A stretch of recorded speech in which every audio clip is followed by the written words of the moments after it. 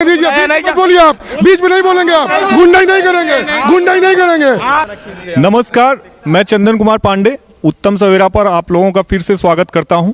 मौका है विधानसभा चुनाव का। उत्तर प्रदेश विधानसभा चुनाव काफ़ी नज़दीक है, तिथियां घोषित हो चुकी हैं। 10 फरवरी के दिन पहले चरण का मतदान होना है। अभी हम मौजूद हैं बनास हिंदू यूनिवर्सिटी। बनास हिंदू यूनिवर्सिटी के बारे में पूरे विश्व में ऐसा माना जाता है कि बहुत ही प्रतिष्ठित यूनिवर्सिटी है। दुनिया भर से यहाँ पे छात्र आते हैं अध्ययन के लिए और मौजूदा समय में दुनिया के हर देश में अच्छे पदों पर तमाम सेक्टर में बनास हिंदू यूनिवर्सिटी के छात्र कार्यरत हैं। देश के अंदर भी तमाम पॉलिटिक्स में, इंजीनियरिंग में, मेडिकल के क्षेत्र में यहाँ के छात्र लंबे समय से अपनी सेवाएं देते रहे हैं। आज हम उन्हीं छात्रों के बीच में हैं। ये छात्र वही छात्र हैं जो कि चुनाव में मतदाता भी होते हैं, विश्वविद्यालय में छात्र भी होते हैं और समाज में जब उतरते हैं तो ये सामाजिक कार्यकर्ता के रूप में होते हैं। विधानसभा चुनाव में इन छात्रों की अहम भूमिका होने वाली है। युवा मतदाता उत्तर प्रदेश में काफ़ी ज़्यादा संख्या में है। तमाम पार्टियां मसलन सत्ताधारी दल भाजपा जहां छात्रों को ये दावा कर रही है कि उन्होंने 4 लाख से ज़्यादा नौकरियां दी, बहुत ज़्यादा नौकरियां दी अलग अलग सेक्टर में, वहीं अखिलेश यादव का ये कहना है कि बीजेपी सरकार, उत्तर प्रदेश की योगी सरकार छात्रों के मुद्दे पे, युवाओं के मुद्दे पे वो फ्लॉप रही है, बेरोजगारी बहुत ज़्यादा है। तो इन्हीं सब मुद्दों को लेकर हम इन छात्रों से सीधे बातचीत करेंगे कि उनका क्या मानना है, क्या तमाम पार्टियों के दावे हैं जो हकीकत हैं वो सही है, कितना गलत है, उनको कैसी सरकार चाहिए, वो कैसी सरकार चाहते हैं, मौजूदा सरकार को वो क्या मानते हैं, 5 साल का कार्यकाल कैसा रहा। एकदम स्पष्ट रूप से आप छात्रों के बीच में चलते हैं और सीधे उनसे बातचीत करते हैं। आइए, आपका क्या नाम है? मेरा नाम लक्ष्मी नारायण शर्मा है।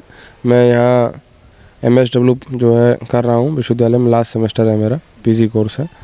लक्ष्मी जी, आप चूँकि समाज कार्य के विद्यार्थी हैं, समाज कार्य के जानते होंगे। मौजूदा भाजपा सरकार कह रही है कि हमने तमाम विकास कार्य किए उत्तर प्रदेश में, मसलन सुरक्षा की दृष्टि से, महिलाओं की दृष्टि से, और डेवलपमेंट, विश्वनाथ कॉरिडोर बनाया, राम मंदिर बनाया, पूर्वांचल में कई सारे सड़कों का जाल बिछाया, एक्सप्रेसवे दिए। लेकिन अखिलेश यादव ये कह रहे हैं बार बार कि बीजेपी सरकार एकदम फ्लॉप रही, कुछ भी उन्होंने नहीं किया, अपराध ज़्यादा है, बेरोजगारी को ज़्यादा फोकस कर रहे हैं। क्या आप मानते हैं कैसी सरकार रही? ये आपने कहा कि भारतीय जनता पार्टी के द्वारा अगर हम बात करें, आपने अभी तुरंत बोला था कि बीजेपी ने इस तरीके से कार्य किए और ये चीज़ें सामने आई, लेकिन अखिलेश यादव ऐसा कह रहे हैं। जब भारतीय जनता पार्टी सत्ता में आई थी तो उसी समय एक नारा जो है भारतीय जनता पार्टी के द्वारा दिया गया था, सबका साथ सबका विकास। तो जब हम सबके साथ और सबके विकास की बात करते हैं तो वहाँ हो सकता है कि कुछ चीज़ें ऐसी हों जो हमने चाहते हुए भी हमने कार्य करने का प्रयास किया, लेकिन उस कार्य पर जो है हम जो है अमल नहीं कर पाए। लेकिन जहाँ तक बात सुरक्षा की है, जहाँ तक बात अपराध मुक्त, भय मुक्त उत्तर प्रदेश की है, तो भारतीय जनता पार्टी के द्वारा जैसा माहौल पिछले 5 साल में इस उत्तर प्रदेश की जनता को दिया गया है, वह न भूतो न भविष्यति वाली स्थिति रही है। और हम सब छात्र, क्योंकि हमने पुरानी सरकार को भी देखा और उससे पहले की सरकारों को भी देखा, वर्तमान में अगर हम सरकार के अगर 5 साल के कार्यकाल की बात करें तो 2 साल का कार्यकाल तो कोविड की भेंट ही चढ़ गया। तो कोविड में सरकार ने भाई हमारे पास जो है जहाँ जीने की जो है जीवन और मरण वाली स्थिति थी, उस समय हमारे लिए पहले जो है लाइफ सेविंग वाली चीज़ें थी। तो महामारी के बारे में तो किसी को जानकारी थी नहीं, रोजगार तो छिने ही, तो वो अप्रत्याशित था, किसी ने इस विषय में विचार तो किया नहीं था। तो जो चीज़ें हुई तो उसमें अगर 2 साल 3 साल के समय को देखें तो वो सरकार के हाथ में नहीं था। बाकी सरकार ने नौकरियां दी हैं, पुलिस में भर्ती हुई, तमाम जो है PCS से लेके और एग्ज़ाम जो एक तरफ से ही जो एक लोगों को भर लिया जाता है, एक समुदाय विशेष के लोगों की नियुक्तियां होती थी, वो आज इस सरकार में ऐसा नहीं है। आज इस सरकार में आप देख सकते हैं PCS की नियुक्ति जिस तरीके से पारदर्शी तरीके से की गई, लेखपाल हो चाहे पुलिस की नियुक्ति हो, तो सरकार ने कार्य किया है। और बेरोजगारी के मुद्दे को मैं इतना बड़ा मुद्दा इसलिए नहीं मानता क्योंकि 2 साल 3 साल का कार्यकाल तो सिर्फ कोविड की वजह से जो है खराब रहा। सरकार का इसमें कोई दोष नहीं है, ये दोष जो है महामारी का है, तो इसलिए सरकार को हम दोषी नहीं मानेंगे। अच्छा, महामारी का ये मानते हैं कि महामारी की वजह से जो सरकार डिस्टर्ब रही कुछ समय तक। आइए कुछ और छात्र हैं, उनसे बातचीत करते हैं। बेरोजगारी का मुद्दा अखिलेश यादव लगातार लगा रहे हैं कि पिछले 5 वर्ष में जितना उन्होंने नौकरियां दी थी अपने कार्यकाल में, उतना बीजेपी गवर्नमेंट नहीं दे पाई है। युवा ज़्यादातर बेरोजगार हैं, परेशान हैं। तो क्या आप इस पर क्या मानते हैं? देखिए, आज 30 जनवरी है। बापू को नमन करते हुए मैं आपको बताऊं कि जो मौजूदा सरकार है वो बिल्कुल रोज़गार के मुद्दे पे फेल हुए। आज इनको देख लीजिए, जो भी एग्ज़ाम्स हो रहे हैं उनके पेपर लीक हो जा रहे हैं। ये नौकरी बेरोज़गारी इतनी बढ़ी कि यहाँ के जो युवा थे वो बर्तन पीटे हैं, थाली और बर्तन पीटे हैं, और उसके एवज में सरकारों ने इनका दमन करने के लिए अभी इलाहाबाद और पटना की घटना को आप देख सकते हैं कि कैसे छात्रों को पीटा गया इलाहाबाद में और खूनी होली खेली गई पुलिस के द्वारा।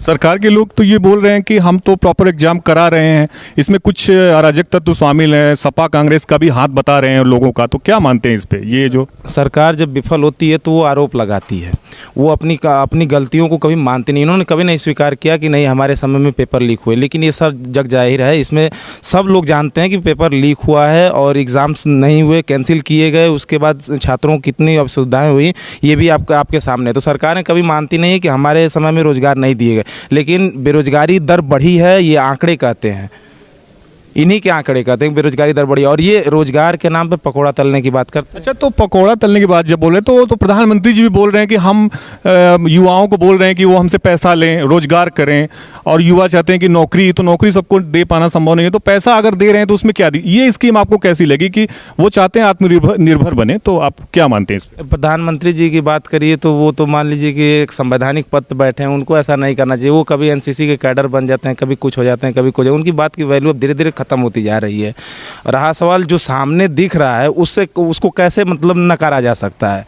आपके सामने बेरोजगारी है, हमारे सामने बेरोजगारी है, भूखमरी है, स्वास्थ्य की समस्याएं हैं, तो उसको आप कैसे नकार सकते हैं?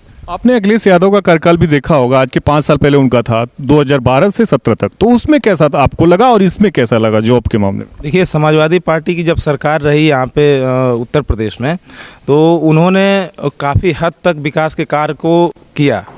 उसमें आप सड़कें देख लीजिए, नौकरियां देख लीजिए, उन्होंने नौकरियां भी दी, और नौकरियों में जो धांधलियां, जो साथी आरोप लगा रहे थे कि नौकरियों में धांधली होती थी, तो उस आरोपों को कम करने के लिए या फिर उसकी जो भी आरोप लगे उसको ख़त्म करने के लिए उन्होंने बहुत सारी चीज़ें पारदर्शित करने की कोशिश की, और जो चीज़ें नहीं हो पाई वो जो अगर इस चुनाव में अगर सरकार बनती है तो उसको ख़त्म करने के ये लोग प्रयास करने की बात कर रहे हैं।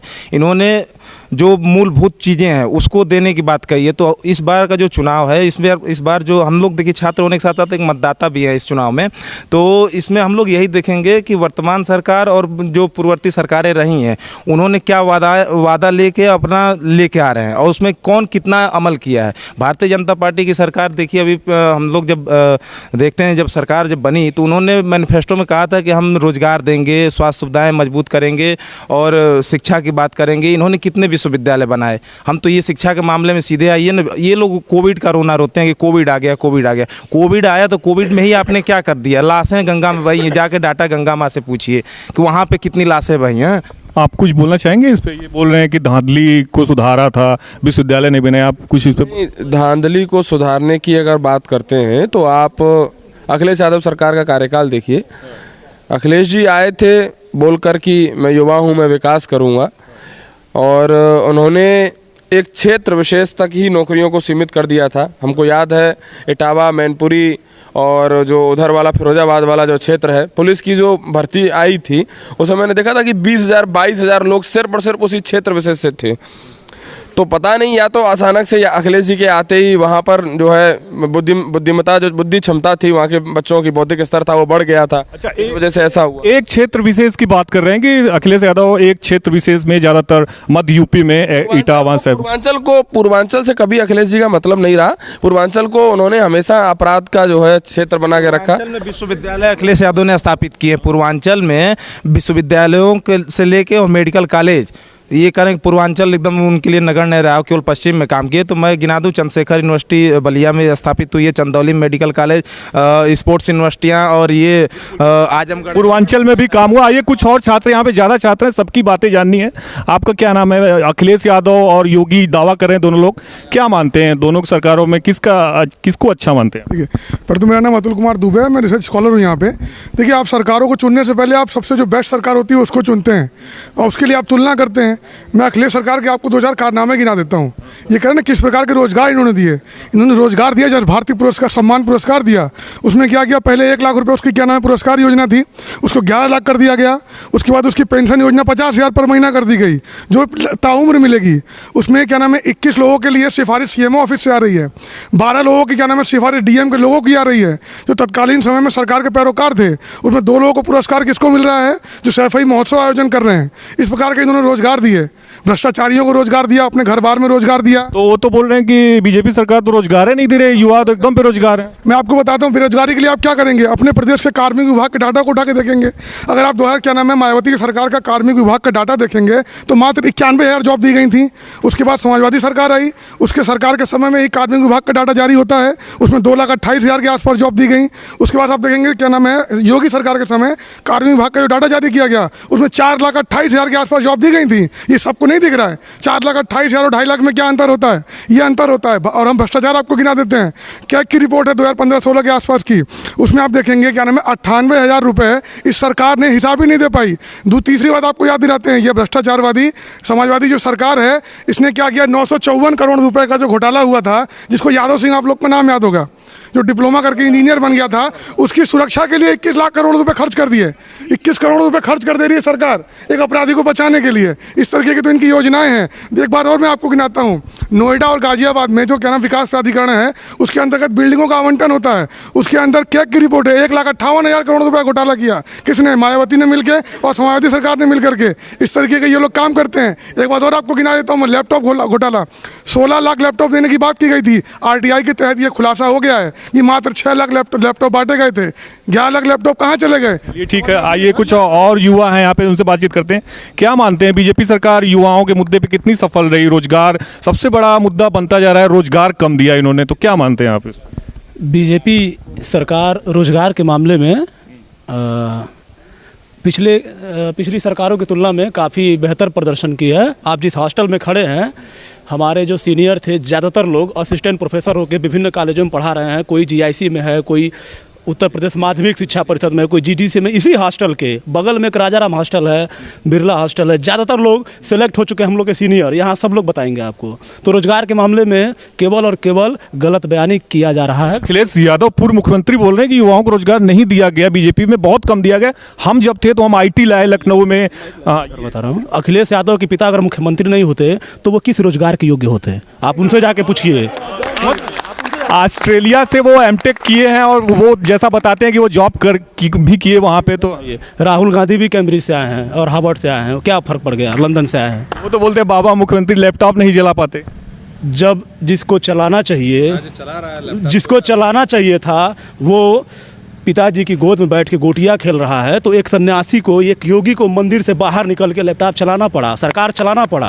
क्या करेंगे, जिसकी जिम्मेदारी थी उससे तो हो नहीं पाया। कहते हैं कि लोग कहते हैं कि योगी का कोई धर्म नहीं है, और बाबा जी आके खुले मंच पे कहते हैं कि मैं ठाकुर समाज से आता हूँ, श्री रामचंद्र भी ठाकुर समाज पे आते हैं।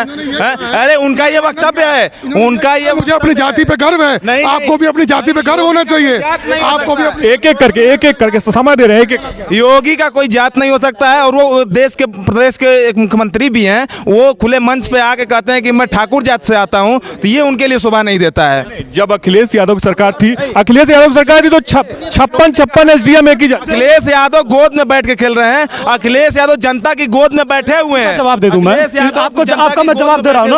और वो चुन के आते हैं, वो चुन के आते हैं। सुन लीजिए, ऐसे नहीं, मैं बता रहा हूं, चुन के आते हैं, जनता उनको चुन के बेचती है। सुनिए, मैं बता रहा हूं।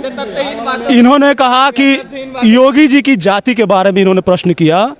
हर कोई योगी बनने से पहले, संत बनने से पहले उसका जन्म होता है। जिस परिवार में जन्म होता है, हमारे हिंदू सनातन परंपरा में, वो किसी न किसी जाति के अंतर्गत ही होता है।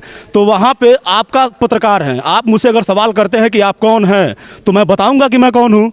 तो मैं अपनी पहचान से, अपने अस्तित्व से इनकार कैसे कर सकता हूँ? तो जिसको इस बारे में गलत धारणा है या कम जानकारी है, वो इस पर उछलेंगे कूदेंगे। संत का दूसरा जन्म होता है। वो अपने, जब कोई भी व्यक्ति जब संत बनता है तो वो अपने पुनर्जन्म को भूल जाता है। अब वो इस समय संत हैं, उस समय वो संत हैं, और वो इस समय संत हैं, और वो अपनी जाति बताते हैं, यानी कि वो अपने पूर्व जन्म को नहीं भूले हैं। इसमें किसी भी तरीके से गलती माननीय महंत योगी आदित्यनाथ जी की नहीं है। जो पत्रकार महोदया थी उन्होंने उनसे प्रश्न किया था कि ऐसा आरोप लगाया जाता है कि आप ठाकुरवादी हैं, और उनसे ये कहा गया कि आप जो है ऐसा ठाकुरवाद करते। उन्होंने कहा कि देखिए, किसी भी व्यक्ति को अपनी जाति में जन्म लेने पर गर्व होता है, तो कोई भी सन्यासी जब सन्यास धारण करता है तो उसे पिंडदान करता है, मतलब जिस घर परिवार में उसका जन्म हुआ उस जगह से वो जाति को त्याग देता है। लेकिन जब स्वयं पत्रकार महोदया द्वारा उनसे इस तरीके का प्रश्न किया गया, उस प्रश्न के जो है उत्तर में उन्होंने इस तरीके का बयान दिया था। इस बयान को किसी भी तरीके से राजनीतिक दृष्टिकोण से ना देखा। बिल्कुल। आप क्या मानते हैं कि योगी आदित्यनाथ की सरकार में आपका कहना है कि क्या जातिवाद हो रहा है? 200% जातिवाद हो रहा है। कैसे मैं बता दूं, आज के डेट, रुक जाए एक मिनट, उत्तर प्रदेश के सभी जिलों में आप देख लीजिए कि कितने दूसरे जाति के लोग डीएम हैं, कितने दूसरे जाति के लोग एसडीएम हैं, कितने जो चार्ज में है, और कितने लोग जो है कि विश्वविद्यालय जो ठीक देखिए हम लोग देखिए ये समाजवादियों का ये पुराना लक्षण रहा है, ये पुराना लक्षण रहा है। देखिए किसी भी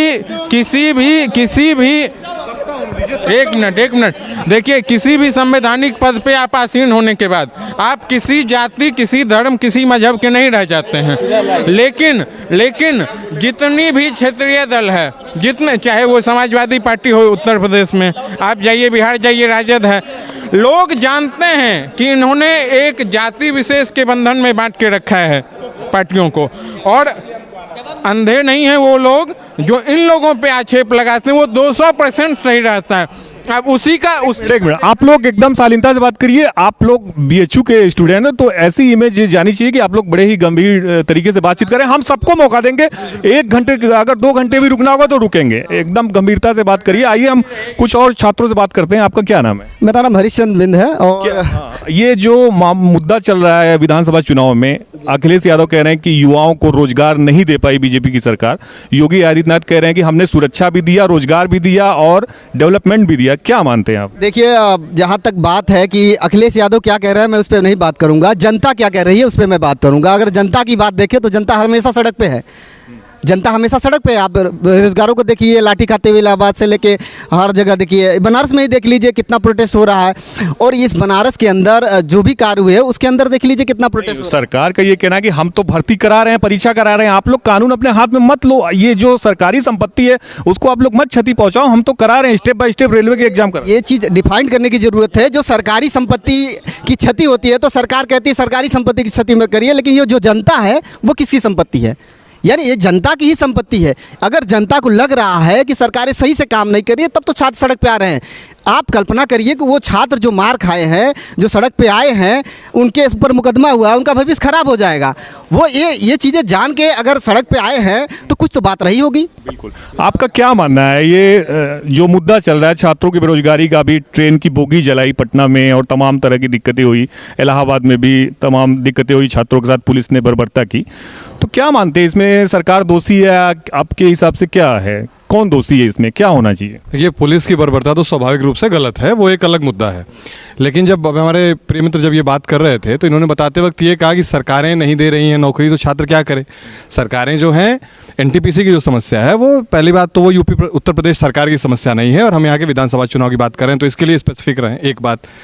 दूसरी बात ये कि आंदोलन कभी कभी हिंसक हो जाते हैं, तो छात्रों के आंदोलन भी हिंसक हो गए, वहाँ पर कार्रवाई हो रही है। वहाँ के एसएसपी और एसपी आकर के कह रहे हैं कि आपको क्या करना है क्या नहीं करना। हम नहीं कह रहे हैं कि आप उनकी बात मानिए, लेकिन अराजकता तो पहले समाधान नहीं है, और जो राज्य सरकार ने तो किया नहीं। आदर्श आचार संहिता लागू है यहाँ पर, हम जान रहे हैं, फिर भी जो दोषी हैं उन पर कार्रवाई हो। एक बात तो ये हो गई। दूसरी बात आई है कि पूरे समय में क्या हुआ। अगर आप मुझसे पूछेंगे व्यक्तिगत रूप से, तो मैं 17-18 साल से बनारस में हूँ, और मूल रूप से मैं रहने वाला गाजीपुर का हूँ। इन दोनों जगहों को देखने के बाद आप मुझसे जब भी कहेंगे, अच्छा अभी चलिए एक बात मैं आपको बताता हूँ, अभी कुछ यूनिट बिजली मुफ्त देने की बात हो रही है। साहब ऐसा तो है नहीं कि समाजवादी पार्टी पहली बार सत्ता में आएगी। समाजवादी पार्टी पहली बार इलेक्शन कॉन्टेस्ट कर रही है। उनके पिताजी के समय से रहे और वो लोग पूर्णकालिक सत्ता में रहे, मतलब 5-5 वर्ष का कार्यकाल पूर्ण किया। भारतीय जनता पार्टी यदा कदा आई है, राजनाथ सिंह चले ही गया है, तो कुछ 1.5-2 साल का भी कार्यकाल नहीं पूरा कर पाया। उससे पहले बहन जिससे उनका कासू नहीं हुआ था, वो वाली सरकार भी इनकी गिरी गई थी, ये लगातार रह नहीं पाए। तो समाजवादी पार्टी से ये पूछा जाना चाहिए कि मालिक इसी बार क्यों देंगे? 17 के पहले वाले में क्यों नहीं दे दिए आप? तो बिजली बहुत महंगी थी क्या? तब तो बिजली ज़्यादा सस्ती थी। तो रही बात, अगर हमसे आप चुनने की बात करेंगे तो हम सस्ती बिजली और सस्ते सामान की अपेक्षा अपनी सुरक्षा ज़्यादा पहले चुनेंगे। तो जब हमें ये दिखता है कि अतीक अहमद ठंडे हैं, मुख्तार अंसारी ठंडे हैं, उस तरह के अन्य भी लोग, जितने बाहुबली लोग, जब वो ठंडे दिखते हैं तो हमें ज़्यादा बेहतर लगता है। हमें लगता है कि चलिए रोड पर हमारी माता, हमारी बहन कोई निकलेगी तो कुछ ज़्यादा सुरक्षित है। ऐसा नहीं है कि अपराध नहीं होते, किसी भी सरकार में अपराध शून्य हो जाता है। 100 लोग हैं तो 100 को रोजगार मिल जाता है, ऐसा होता नहीं। अच्छा, अखिलेश जी तो बार बार कहते हैं कि एनसीआरबी का डाटा देखो, हमारे समय में कम अपराध थे, योगी सरकार में ज़्यादा अपराध है। देखिए वही, अभी बिंदु जी को मैं फिर, बिंदु जी की एक और बात को मैं बताता हूँ। इस सरकार में फर्जी मुकदमे दर्ज हो रहे हैं, इस सरकार में फर्जी मुकदमे। हमारे मित्र ने कहा कि देखिए लगातार लोग सड़कों पर हैं, तो देखिए ये लोकतंत्र की जीत है साहब, कि आप सड़क पर हैं, आपको नौकरी नहीं मिल रही, आप सड़क पे आ जाइए, आपके खिलाफ अपराध हो रहा है, आप सड़क पे आ जाइए, कम से कम आप दबाए तो नहीं जा रहे। हाँ, आइए बोलिए। ये कहीं विपक्ष वाले ऐसा नहीं कर रहे हैं कि फर्जी मुकदमा लदवा के डाटा को बढ़ाने का काम कर रहे हैं? इनसे सवाल पूछिए। सरकार फर्जी विपक्ष एक हमारी एक और बात है उसमें, विपक्ष कैसे कर सकता है? हाँ? सरकार इनकी है, पुलिस इनकी है, तो दूसरे पक्ष वाले कैसे करा पाएंगे फर्जी? मैं इनको एक बात कर रहा था, जैसे आप देखिएगा, आप तो खुद भी मीडिया से हैं और लगातार आप देखिए कि रामपुर में इस सरकार के आने से पहले आजम खान के खिलाफ बोलने वाले कितने लोग थे। मैं मुस्लिमों की बात कर रहा हूँ साहब, हिंदू छोड़ दीजिए, हमारा तो जो है बायस हो सकता है। इस सरकार में तो जेल ही में है वो। इस सरकार में जेल में तो 2020 में गए ना साहब, लेकिन जेल में जब से वो गए हैं तब से उनके विरोध में बोलने वाले रामपुर के रहने वाले मुसलमान कितने हैं आप ये देखिए। वो संख्या क्या भाजपा लेकर के आई है? नहीं साहब, वो दबाए गए, कभी बोल ही नहीं पाए कि हमारे यहाँ लूट हुई, हमारे यहाँ आगजनी हुई, हमारा ये चोरी हुआ, वो चोरी हुआ। आज वो बोल रहे हैं, जब बोलेंगे तो लोग सड़क पर आपको दिखाई देंगे ही, और ये इस सरकार की जो है बहुत बड़ी उपलब्धि के रूप में देखा जाए। एक जो आप लोग छात्र हैं बनारस हिंदू यूनिवर्सिटी के, एक मुद्दा हर बार बन जाता है, बीजेपी के ऊपर आरोप भी लगता है सपा का कि ये आते हैं तो हिंदू मुस्लिम होता है। पहले की सरकारों में भी दंगे हुए कैराना में, अब योगी जी कह रहे हैं हमारे में दंगे नहीं हो, तो हिंदू मुस्लिम कौन करा रहा है? आपका क्या मानना है? देखिए, ये सरकार कानून व्यवस्था के नाम पे बिल्कुल फेल है। महिलाएं यहाँ पे सुरक्षित नहीं हैं, जिनको आगजनी करके जला दिया जाता है रात में 12 बजे, जिसको हिंदू धर्म में नहीं ये गलत, बहू बेटियां उनका जाना और सुरक्षित नहीं है इनके यहाँ, इसीलिए अपर्णा सिंह बीजेपी में आ जा रही हैं, और जो है मौर्य के बेटी जो है बीजेपी में आ जा रही हैं। और नहीं, हम ये सवाल पूछ रहे हैं आप लोगों से कि कैराना का मुद्दा उठ रहा है, कैराना का, तो ये कैराना में क्यों उठ रहा है? कैराना में योगी जी कह रहे थे पलायन होता था, हमने रोका। अखिलेश यादव कह रहे हैं कि हिंदू मुस्लिम हो रहा है, तो क्या होता है इसमें? पूरे तरह से बाइक पे चिल्ला के कहा गया हिंदुओं को कि आप लोग यहाँ से उठिए और जाइए कैराना के बाजार से, और हिंदू बाकायदा स्ट्रेटेजिक प्लान किए वहाँ से वो कराया गया मुस्लिमों द्वारा। आज वो नहीं है, आज सुरक्षित हैं। तो कुछ लोगों की रोजगार छिन गई है, क्योंकि इनकी रोटी जो राजनीतिक अलगाववादी नीति, नक्सली नीति है। अच्छा, एक आपसे सवाल, नाहिद पलायन पे मैं बता दूं इनको कि इन्होंने कहा कि वहाँ पे जो है कि खुले में ये कहा गया, उनके एक विधायक की रिपोर्ट आई थी कि यहाँ से इतने लोग हिंदू जो है पलायन कर गए। वो रिपोर्ट बिल्कुल गलत हुई, उसकी जाँच कराई गई थी, वो रिपोर्ट गलत है। और ये उत्तराखंड में जो पलायन हुए है उस पर ये क्या कहेंगे? ये इनका जो रिपोर्ट है ये इन्हीं के पास आता है और किसी के पास नहीं है। आपके पास नहीं आया होगा, ये इन्हीं के पास आया होगा, इस सपा के पास सिर्फ आता है। नहीं, कैराना में उस समय बीजेपी के जो सांसद थे हुकुम सिंह, उन्होंने एक सूची दी थी संसद में, लोकसभा में, कि इतने परिवार पलायन किए। फिर अब योगी आदित्यनाथ कह रहे हैं कि जब हमारी सरकार बनी प्रदेश में तो वो परिवार आने शुरू हुए। तो ये क्या सपा की कमी थी या क्या मानते हैं आप? देखिए, सपा तो तुष्टिकरण की राजनीति हमेशा से करती है। आप देखेंगे पलायन के लिए हिंदू घरों के बाहर तख्तियां चिपकी हुई थी, अपने घरों की कीमतें लिखी हुई थी कि भैया हमारा घर खरीद लो, जो पैसा हमको मिल जाए भैया दे दो, हम यहाँ से जाना चाहते हैं। कश्मीर से भगाया गया हिंदुओं को, कैराना से भगाया गया। मुजफ्फरनगर में क्या हुआ आप देखते हैं। मेरा भाई बिंद है, समाजवादी पार्टी का समर्थन कर रहा था। मैं आजमगढ़ में आपको बताऊंगा, पूरी मुसलमान समुदाय के लोग दलित लोगों पर तमाम अत्याचार कर रहे थे। समाजवादी सरकार उनको बचाने के लिए नहीं आ रही थी, इसलिए उस दिन योगी आदित्यनाथ ने आवाज़ उठाई थी और उन दलितों के लेके आने में आगे आए थे, उन्हें बचाने का काम किया था। तो इस तरीके सबका साथ सबका विकास को लेके ये पार्टी काम करती है। और अखिलेश जी या उस तरह के उस स्टेचर का, बड़े स्टेचर के नेता हैं, ऐसे नेताओं से बार बार पूछा जाना चाहिए कि साहब आप जहां जीते वहां कितनी दफा गए, ये तो पूछा ही जाना चाहिए। वो तो आजमगढ़ से जीते हैं, उनसे पूछा जाना चाहिए कि आजमगढ़ आप कितनी बार गए और क्या क्या वहाँ की जनता बताएगी ना, उनकी दीवानगी जो है वहाँ की जनता बताएगी। आप जाइए, जब रथ निकला था तो वो पूरे प्रदेश ने देश ने देखा था कि रथ के अगल बगल कितने लोग थे। 5 साल बाद ही निकला है, अभी अब चुनाव आ गए हैं। इनका सॉरी इनका भी रथ निकला था। समाजवादी पार्टी की एक रथ निकली थी, इनके 5 रथ निकले थे। यहीं बनारस में जो प्रदेश अध्यक्ष जी थे स्वतंत्र देव सिंह जी, शायद जो भी पदाधिकारी मुझे नहीं पता, लेकिन उनका रथ निकला। ये कुछ और जानकारी का अभाव पीछे जी ऐसा है, जिस तरीके का कार्य भारतीय जनता पार्टी के द्वारा, देखिए जिस तरीके का कार्य भारतीय जनता पार्टी के द्वारा 5 साल में, विगत 5 वर्षों में किया गया, मैं आपसे यही कहूँगा, वह कार्य ना सपा कार्यकाल में हुआ, वह कार्य ना बसपा कार्यकाल में हुआ। जितने भी माफिया, गुंडे, अपराधी आपको दिख रहे हैं, सारे के सारे जेल। बिल्कुल। आप बोलिए, आपका क्या? देखिए 2017 का जब चुनाव हुआ उत्तर प्रदेश में, तो मुद्दे क्या थे? बिजली था, सड़क था, पानी था। ये मुद्दे आज हैं? नहीं है। बिजली क्यों नहीं है मुद्दा? क्योंकि बिजली मिल रही है उत्तर प्रदेश में। आप गांव में जाएंगे 18 से 20 घंटे बिजली मिल रही है। शहर में, बनारस में अगर लोकल फॉल्ट निकाल दे 1 आध घंटे कभी हफ्ते में, हम लोगों की तरफ तो मतलब लाइट कटे हुए, मतलब इन्वर्टर हम लोग का ख़राब हो गया, जो है बैटरी उसका रखे कि हो गया ख़त्म। तो बिजली नहीं है, सड़क, अच्छी सड़कें मिल रही हैं, ये मुद्दा नहीं है। समाजवादी पार्टी के पास मुद्दे बचे ही नहीं कि किस पे आरोप लगाए। वो क्या आरोप लगा रही है कि सरकार बुलडोजर चलवा रही है अपराधियों पे। ये तो आरोप है सरकार पे। तो अपराधी पे कार्रवाई होनी चाहिए। वही तो आरोप है ना। सरकार पे क्या आरोप है कि इनकाउंटर करवा रही है अपराधियों का, अपराधी माफिया जेल में है। अब इससे बढ़िया उत्तर प्रदेश को क्या आरोप चाहिए भाई सरकार के ऊपर? उत्तम प्रदेश तो यही है। ऐसे ही तो प्रदेश उत्तम प्रदेश बनेगा ना। आइए कुछ और छात्रों से बात करते हैं। बहुत छात्र यहाँ पे काफी बात नहीं करेंगे, हम गांव से भी जुड़े हुए हैं और यहाँ हमको 10 साल हो गया। हम गांव के उन गरीब लोगों को भी देखते हैं जो अंत्योदय की बात है ना, वहाँ हम साक्षात देखते हैं कि गांव में अंत्योदय हो रहा है। मान लीजिए जो एकदम गरीब है, जिसका कोई नहीं सुनने वाला, उसको हम देखते हैं कि जब उसको घर मिलता है, उसको बिजली मिलती है, उसको राशन मिलता है, और ये हो रहा है। सरकार को सही मानते हैं योगी जी?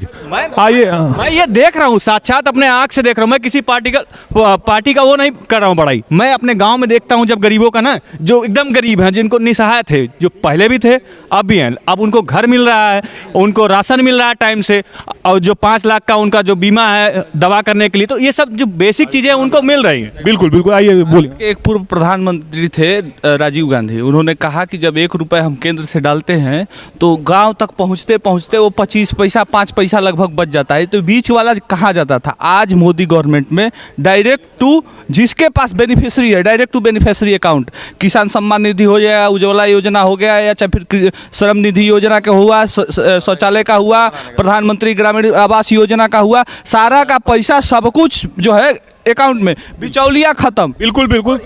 ये आप, हाँ, अवधि है कुछ सरकार की। मैं कहूँगा कि ये चुनाव आ रहा है, ठीक है, आज रोजगार पे बच्चे सड़क पे आ रहे हैं, इस मामले पे भी अगर कोई पार्टी सुन रही है तो मात्र एक बीजेपी है। एक 3 दिन के अंदर में रिजल्ट आकर के और बच्चों की बात सुनी गई और उनके लिए एक परीक्षा का आयोग किया गया, तो कहने का मतलब हमें बोलने का अधिकार, एक लोकतांत्रिक रूप से हमें प्रतिरोध करने का भी अधिकार, और हम अपनी बातों को पहुँचा सकते हैं, इसका भी अधिकार ये बीजेपी में ही संभव है और किसी पार्टी में नहीं। आइए कुछ और छात्र हैं, उनसे भी जानते हैं कि ये सरकार कैसी है और पूर्ववर्ती सरकारें कैसी थी। आपका क्या नाम है? मेरा नाम पुनीत है। अभी से कुछ देर पहले हमारे बड़े भाई समाजवादी शुभचिंतक जी ने कहा कि उत्तर प्रदेश में भूखमरी चल रही है, स्वास्थ्य सुविधाएं जर्जर हैं, कानून व्यवस्था मर चुकी है। तो मैं बता देना चाहता हूं भाई साहब को कि इससे पहले पुलिस सिर्फ भैंस ढूंढा करती थी। लोग, हाँ सच में आज से 5 साल पहले उत्तर प्रदेश में भूखमरी थी, स्वास्थ्य सुविधाएं नहीं थी, लेकिन 5 साल आने के बाद कोरोना की इतनी बड़ी महामारी, जिसमें बड़े बड़े देशों ने हाथ उठा दिए हैं, उसमें उत्तर प्रदेश सर्वश्रेष्ठ ला करके और विदेशों में सम्मान पा रहा है। इससे ज़्यादा सुरक्षा की बात और स्वास्थ्य की बात क्या करेंगे। अब रही बात भुखमरी की, तो घर घर अनाज पहुंचाने का काम जो भाजपा के शासन में हुआ है, मुझे नहीं लगता कि पहले कभी हुआ रहा हो। उनसे पूछ लेते हैं, आपकी सरकार में तो बोल रहे हैं भैंस ढूंढती थी पुलिस, जब आपको मौका मिला था। इनकी सरकार में तो साढ़े जो है कि लोगों की जान ले रहे हैं। हम तो खोते थे तो उसको ढूंढ के ला के देते थे, वो तो पुलिस की समस्या ही है कि किसी की भी भैंस तो बोल रहे हैं रामपुर में भैंस ढूंढती। नहीं, ये और बाबा जी का सांड नहीं घूम रहा है, जाने नहीं जा रही है। पार्षद और किसी की नहीं, समाजवादी पार्षद और सभासद की एक जब देख लीजिए, सुनिए, एक मिनट रुकिए, मैं बता दूं कि जब मुद्दे सांड और भैंसे पे आ जाए तो आप जान सकते हैं कि देश को किस तरह गुमराह किया जा रहा है। ये कह रहे पुलिस का काम भैंस का ढूंढना है, भैंस। मुद्दा रोजगार होना चाहिए, मुद्दा रोजगार, मुद्दा ये है सब होना चोरी कैसे हुआ?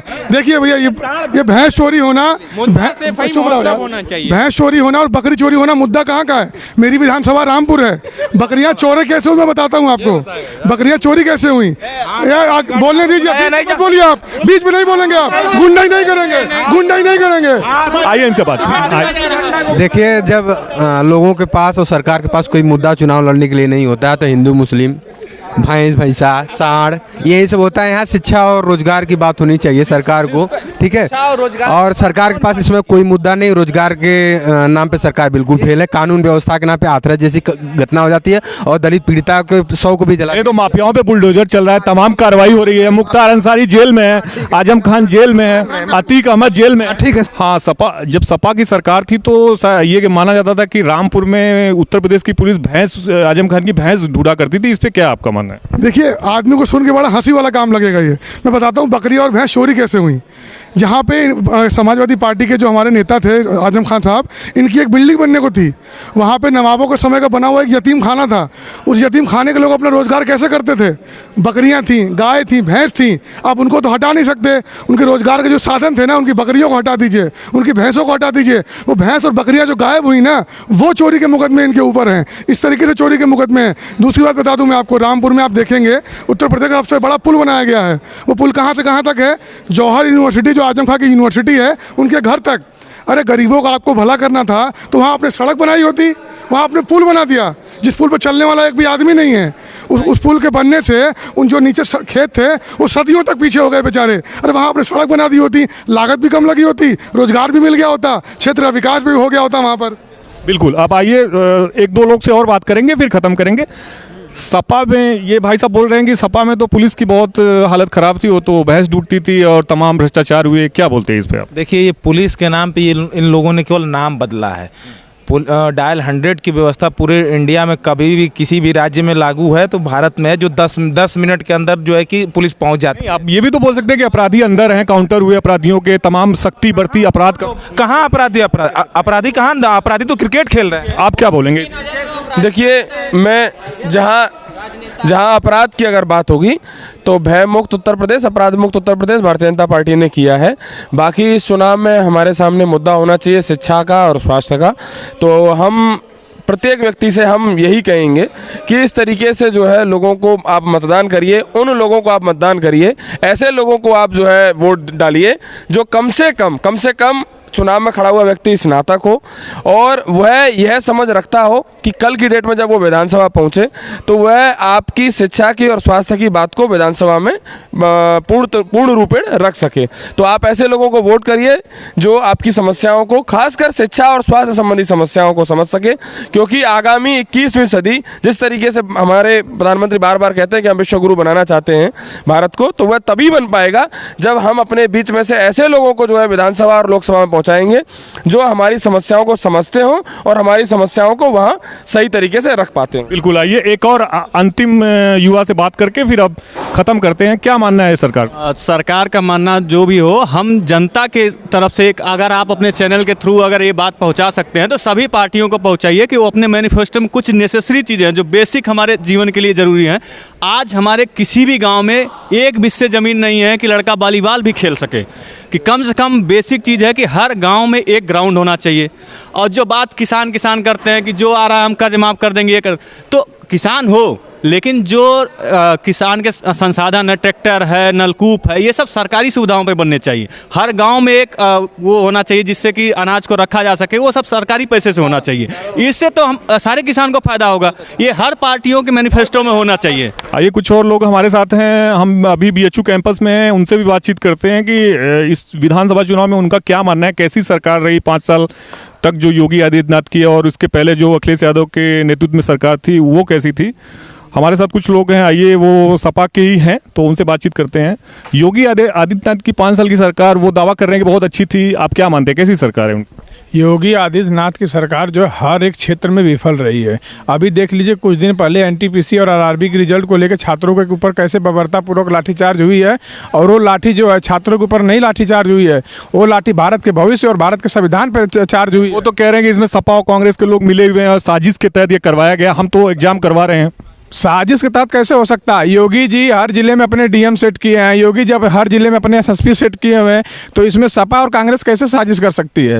नहीं, वो डीएम तो आईएएस अधिकारी है। तो आप उसको इसका जवाब अब योगी आदित्यनाथ जी से पूछिए ना, कि जिसकी सरकार उसी के तो अधिकारी हैं, उनके ही कहने पर तो वो लोग चल रहे हैं।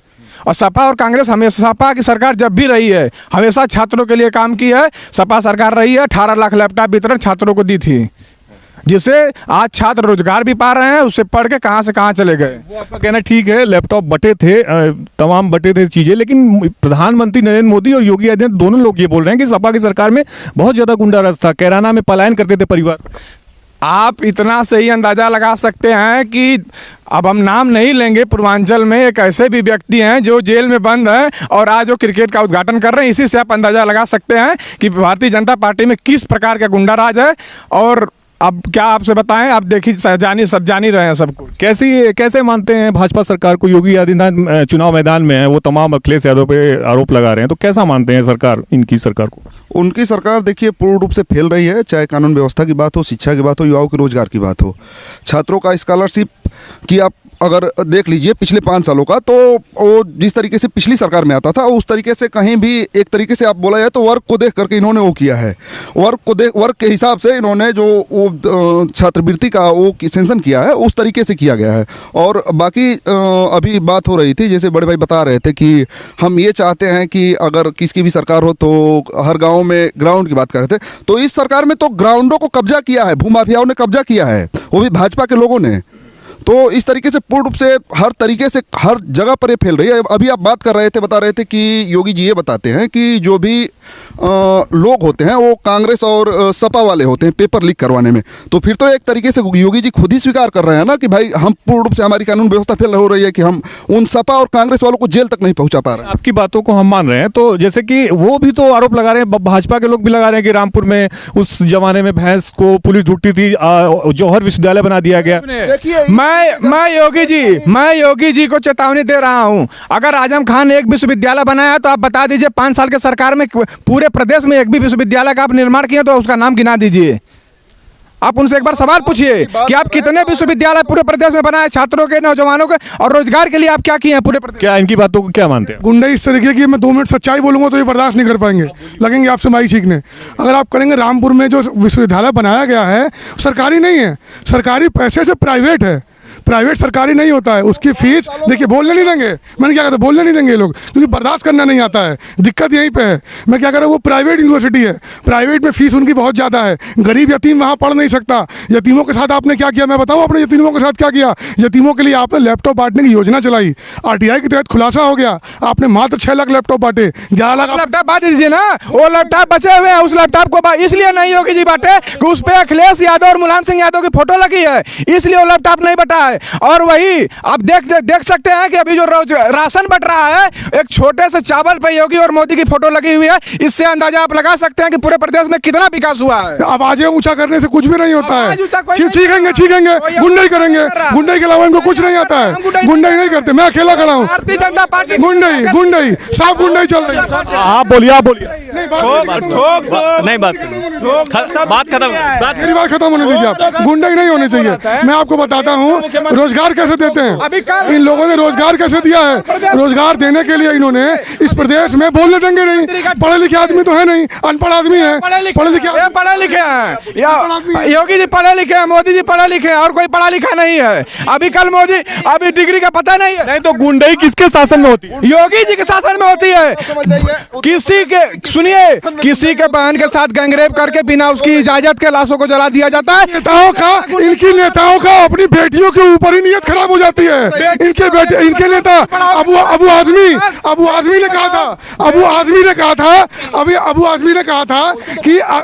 ने कहा था बेटियां घर में रहेंगी तो उन पे हमारी नीयत खराब हो जाएगी। बेटी बचाओ बेटी पढ़ाओ का नारा देने वाले लोग अभी उन्नाव में कुलदीप सिंह सेंगर जैसे लोग भी बैठे हुए हैं, और हाथरस कांड आप जान ही रहे हैं। ये लोग क्या बात करेंगे? बेटी बचाओ बेटी पढ़ाओ का नारा देने वाले लोग, और वही लोग खुद ही रेप कर रहे हैं और उनको सजा नहीं हो रही है। सपा में भी तो है नाहिद हसन, तमाम अपराधी हैं जिन पे मुकदमे दर्ज है, इस पे क्या बोले? उसमें कार्रवाई हुई थी, क्या आप बात कर रहे हैं?